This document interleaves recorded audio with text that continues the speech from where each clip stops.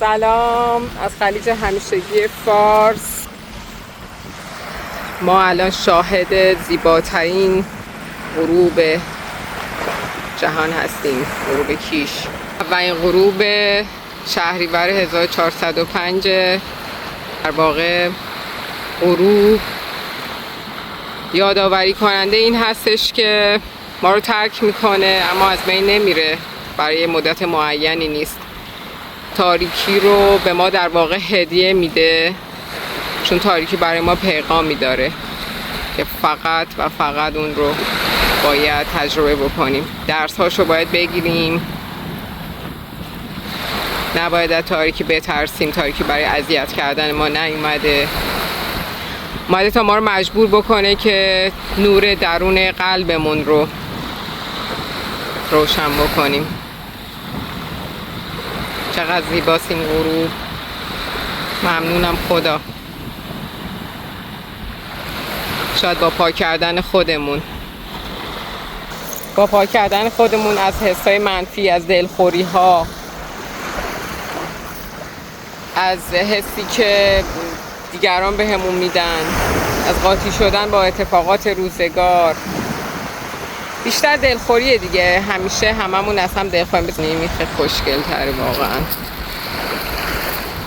و قشنگه. با هم بیشتر مهربون بودن، همدل بودن در این روزهای سخت. اون آلودگی های قلبمون رو میتونیم پاک بکنیم با کمک هم. بچه هممون تو یک مسیریم. اگه شما الان اینجایی داری حرفای من رو گوش میدی، منم با تو هم مسیرم. میتونیم توی مسیر به هم کمک بکنیم.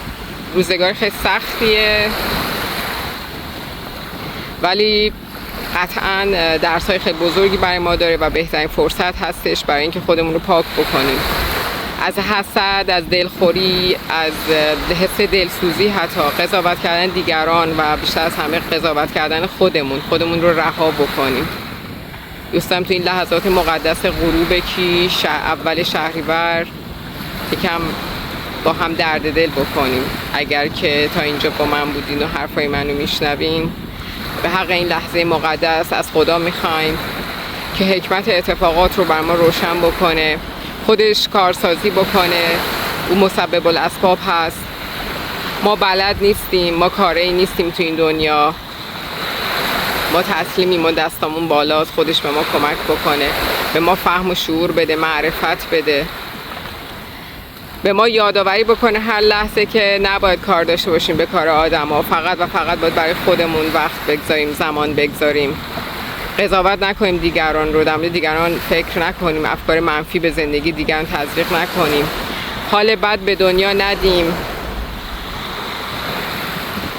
حالمون خوب باشه، شادی به دنیا بدیم، کانال حال خوب و نیکی باشیم توی دنیا. اگر که خدا موهبتش رو به ما ارزانی کرده که یک روز دیگر رو زندگی بکنیم، یک غروب دیگه، یک طلوع دیگر رو به تماشا بنشینیم، قطعا هنوز خیلی کار داریم. خیلی زمان به ما داده، فرصتی داده که درست بکنیم همه چیز رو.